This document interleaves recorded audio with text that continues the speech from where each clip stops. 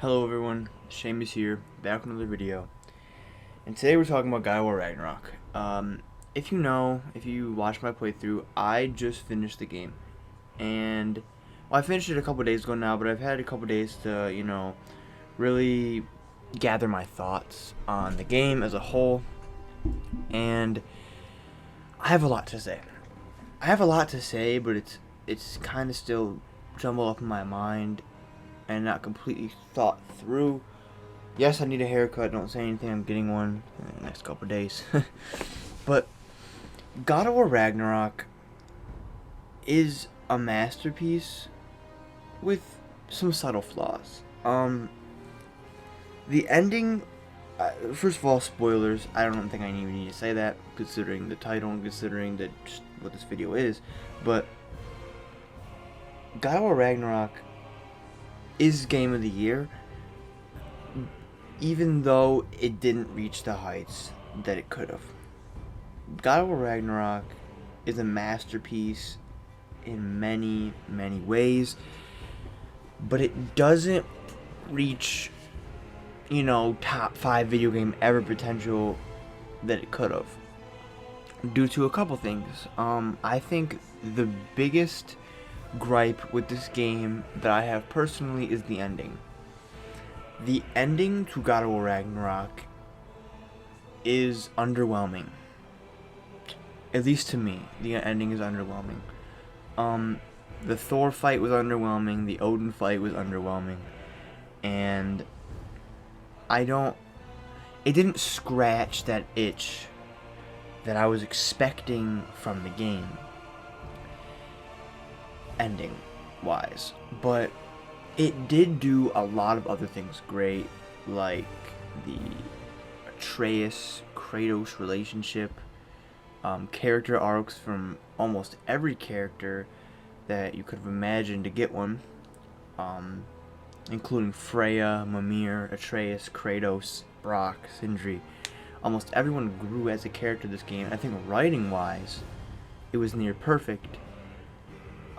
Pacing was questionable at times, sometimes feeling rushed in certain areas, and kind of having conflicting thoughts through the characters, though that would be kind of hard to stop from happening due to Ragnarok. It's a very conflicting thing to happen between these characters, because Kratos doesn't want to go to war, but Freya does. But Freya no longer hates Kratos like she did at the beginning of the game, and you find out Tyr isn't even Tyr, and his motives are completely just Odin trying to get inside information on his biggest enemy, Kratos. The game, it's a lot different than I thought it was going to be. It did a couple things that, the Tyr thing was so surprising, and characters like Durlin, and even like Tyr, like coming into the game, I thought they were going to be such bigger characters than they really were, but they just weren't.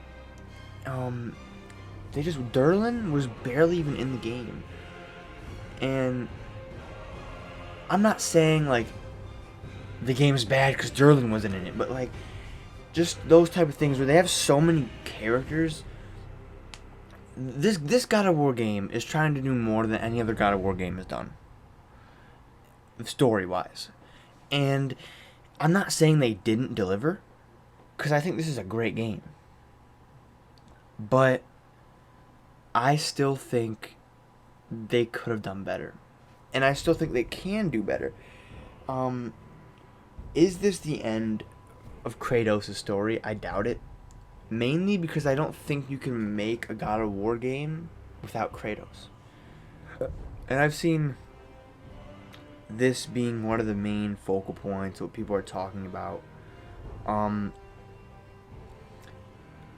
I just think it's hard for you to make a God of War game without Kratos, due to God of War being so connected to Kratos, and Kratos being the heart of God of War.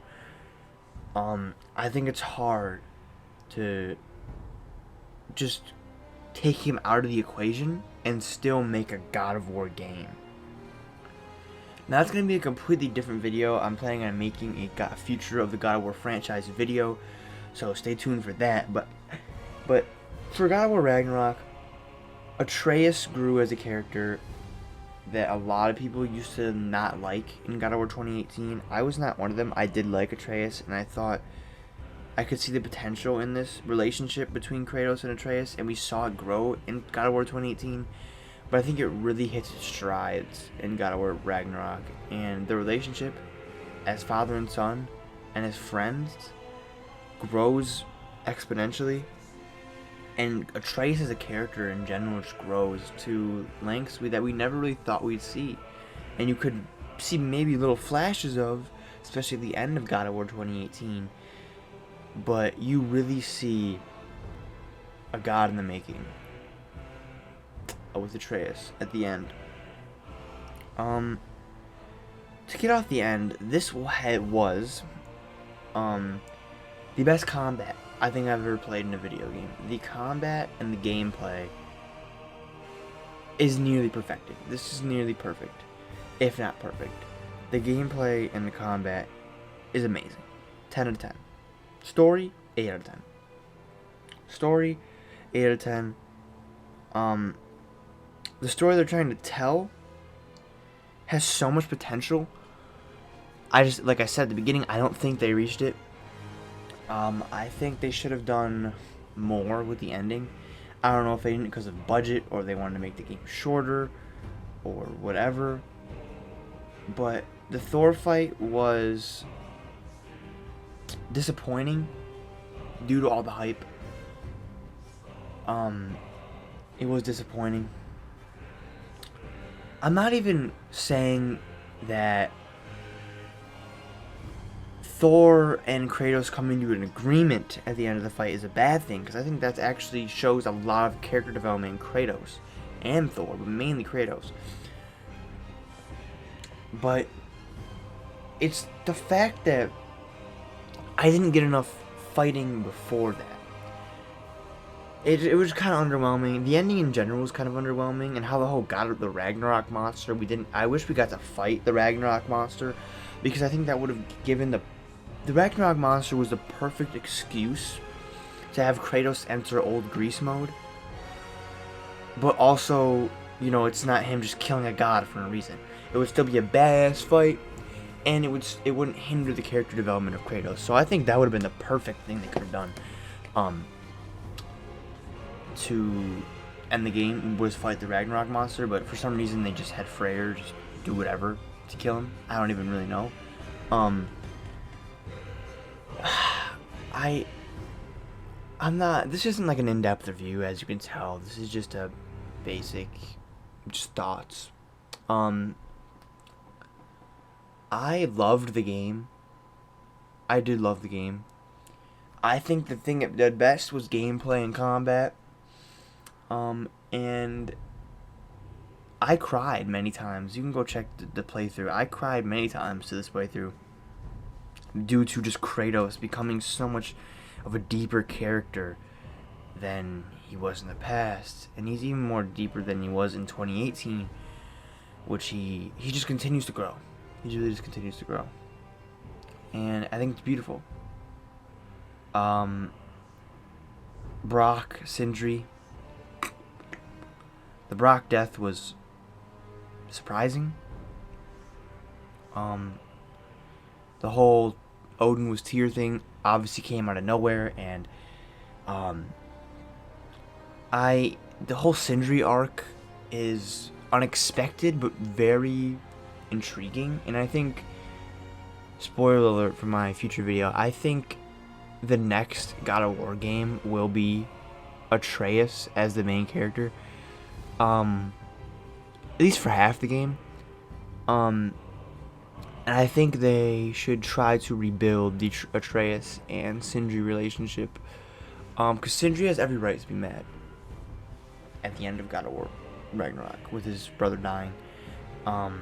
It's sad. I like Brock a lot, but, you know, the death was, I don't know, why couldn't Freya save him?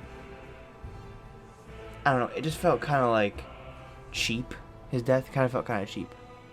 I don't know though. I love the game. I think it was a great game.